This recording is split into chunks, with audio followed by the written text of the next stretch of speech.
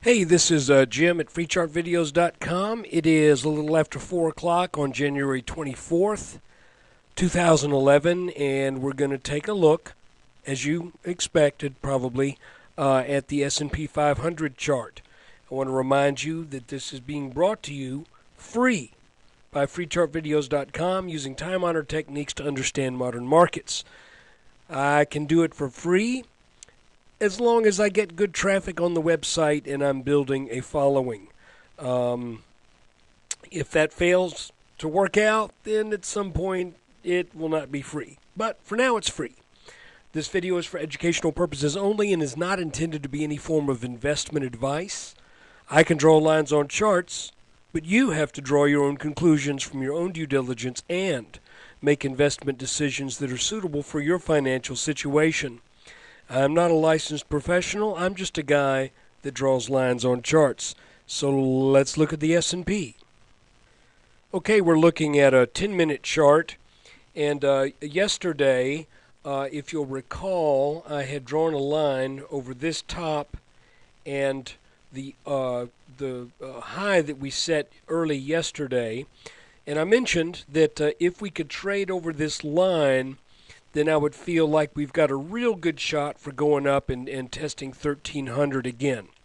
It was a little disconcerting to see on when was it, last Thursday, to see it trade underneath this orange channel, but it did not close there. So that was an intraday dip. Interesting, I added a new line here, or actually extended one, that where we had support back here, we ended up having support again. And today, as you can see, we did get over that line. And near the end of the day, as you can also see, we experienced the typical back test.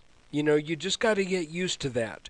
If you have a resistance line and it gets taken out, for some reason, you know, it's weird. I can't tell you why it is, just like I can't tell you why a seashell, a conch shell, has that spiral shape and why we find that shape in nature so often. I can't tell you why. I also cannot tell you why, even on a descending trend line or an ascending trend line, when they're broken, you usually get a back test. It's just something that happens by human nature when we're dealing with a lot of people in the markets. So that's where that's what happened today. We broke up over that line, came back for a back test, and then the day ended on on the 10-minute chart at least, with a pretty decent looking candle there, which may bode well for tomorrow.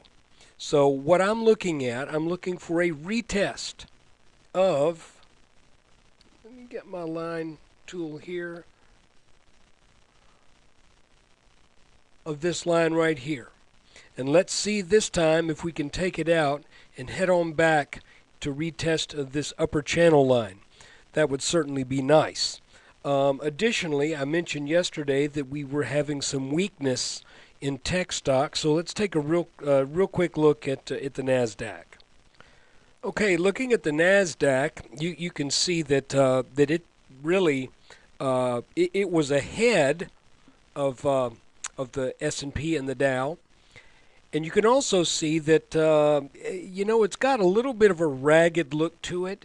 If we start here back in late December and call that our first data point, we go for a long time without testing that, and I'm not always comfortable with that line, because it's like, well, we bounce off this and we just stay above it, and then we hit it.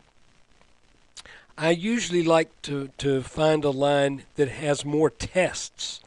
So, but I'm showing you what I'm thinking here. That doesn't mean, because this line was not tested, that this line still does not have technical significance, because you can see once it broke, it really came down pretty hard. But here's the question that I'm wondering is we may be setting up for a back test of this line that will coincide with the reaching of some temporary highs in the Dow and the S&P. So just wanted to make you aware of that. Now if we move this to here, then that gives us a little bit better looking channel, but it's still broke, and now it looks maybe like a back test here. I'm just showing you this because there's all kinds of interpretations that you can do when you draw these lines, and when you're dealing with a chart that's a little bit ragged, it's not always easy to make sense out of it, and to know that you're dealing with the right set of lines. So right now, to my eyes, for example, maybe it's this.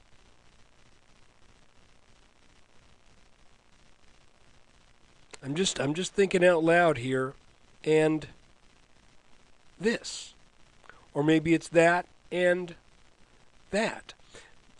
All I'm saying is we need to watch the NASDAQ real carefully, and let's do this. Let's make this line right here as a point of reference. I'm not saying that that's a trend line that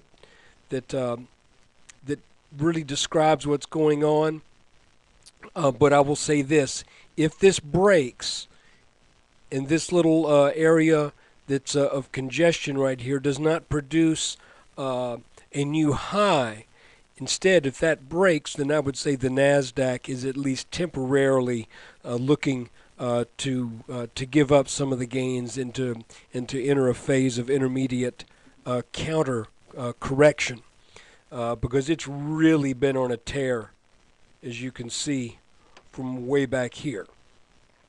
If we want to include this data in that line, you know, that might make a little sense. So anyway, it gets dicey when you're dealing with a chart where things are just kind of going up, but not in an extremely organized fashion. Just for the heck of it, let's look at the Philadelphia Semiconductor Index. Okay, looking at semiconductors, you can see that they are in a pretty good channel all the way from September, and we got a good bounce where we needed a good bounce today after some weak trading last week. So anyway, this might give us a little bit of a clue as to what may be going on with tech stocks, since it looks like the semis got a good bounce today. Anyway, let's take one more last look at the S&P and back off from the chart and remind ourselves of what our overall outlook is. Here is the last 1, 2, 3, 4, 5, roughly the last 6 months of trading, and you can see that things are pretty well on the same upwards pitch. It looks like we started off in the fast lane, sort of like this is a highway and this is the dividing line. We were in the fast lane, then we decided, yeah, we're going a little too fast, let's slow down, and then we moved over into the right lane. You'll recall that we had a target from this inverse head and shoulders back here of about 1240 to 1250. We made that easily. Now the question is, are we going to make the target that is implied by the long-term chart,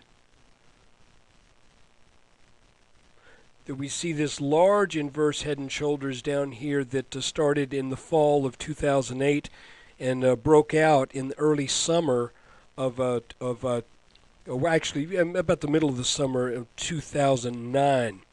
This has a target of about 1340 to 1350. If we go back to our hourly chart here, and if I show you the 1340, 1350, you'll see this green area right here is where that target is.